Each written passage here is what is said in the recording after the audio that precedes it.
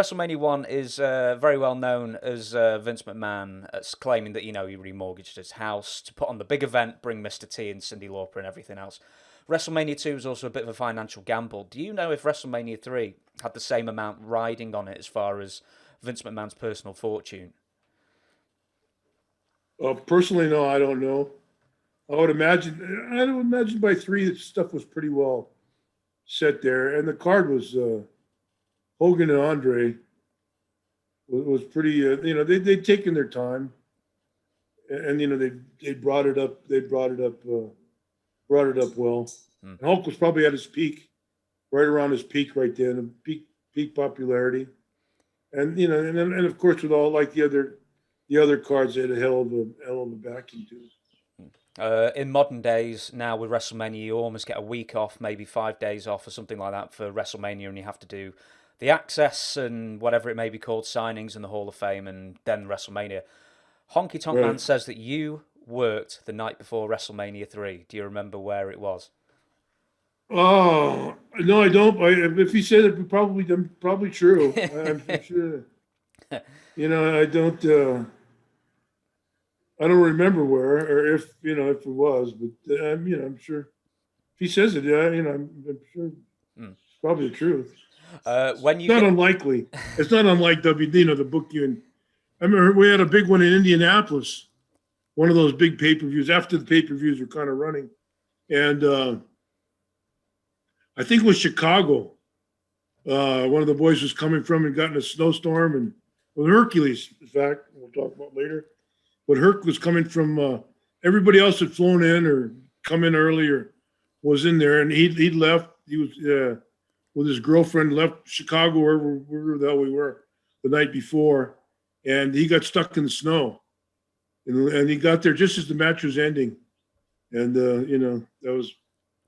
Vince just put his arm, hugged him, and said, "Oh, that's it. Show up next time." Yeah. I would have thought he got a fine at least for that. But speaking of car trouble, reports are that getting to the Pontiac Silverdome was an absolute nightmare for traffic. Did you end up getting caught in it?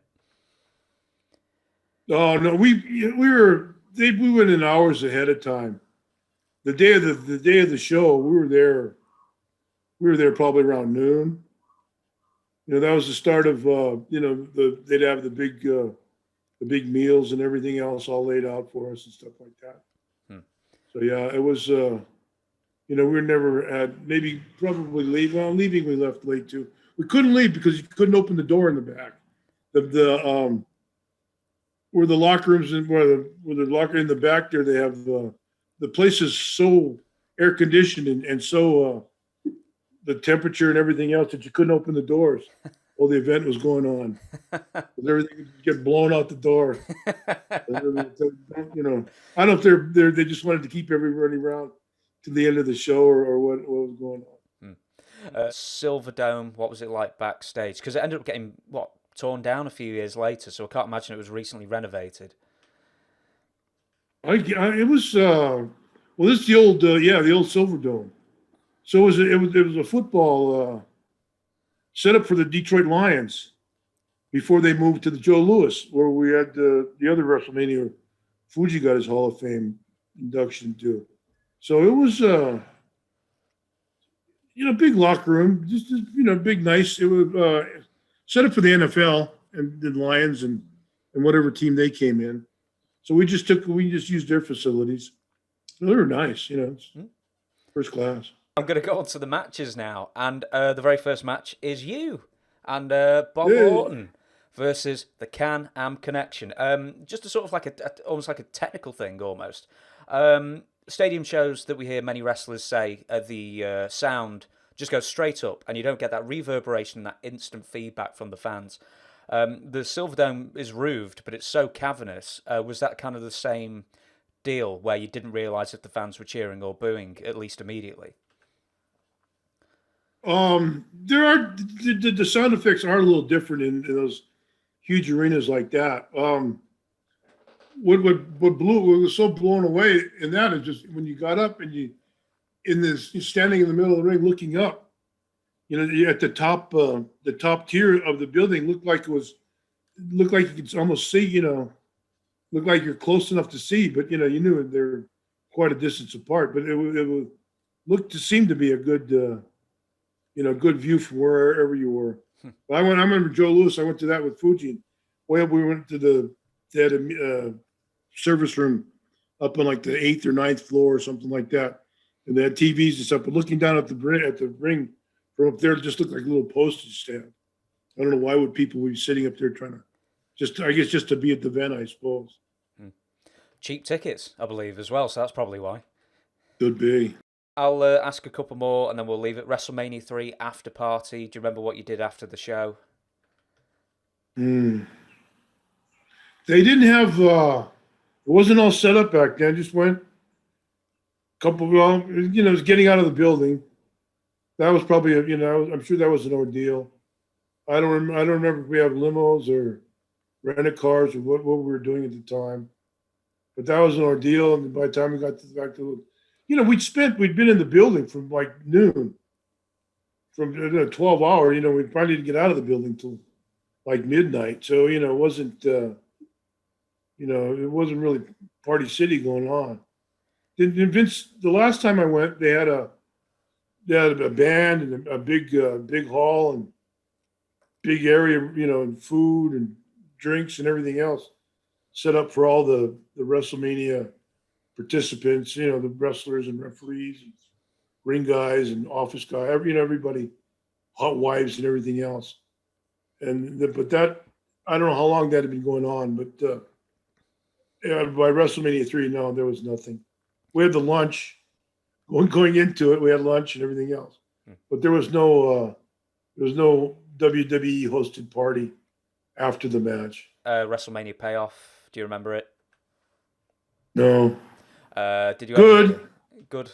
They were good. They're good. And but I don't. Like I said, we're it was a bonus, kind of like a bonus thing. But that weren't on strictly on guarantees or but time you're making an average. You're making a weekly average with your your shows and your attendance and stuff. So naturally, WrestleMania week would be a ball. And whether we wrestled the night before or not, I'll go with honky tonk and say yeah. It wouldn't be unlikely, that it wouldn't be out of the realm that we weren't wrestling the night before. Why they couldn't book a spot would be beyond their reasoning. You got a ticket, you can be there. And did you ever hear any whispers of what Andre or Hogan made? Because Pat Patterson said it was enough that you could probably retire on for that one night. Most likely, yeah. Did you ever hear? Never heard figures. No. You don't know any? No, I don't know any. I'd love to throw some at you, but I was heard that it was enough that you could retire on in one night. The very last question, then we'll shut down this podcast. WrestleMania, very, very special event in the eyes of the fans. Was it a special event for you, or was it just another show on the never-ending treadmill of shows that you were doing in the 80s?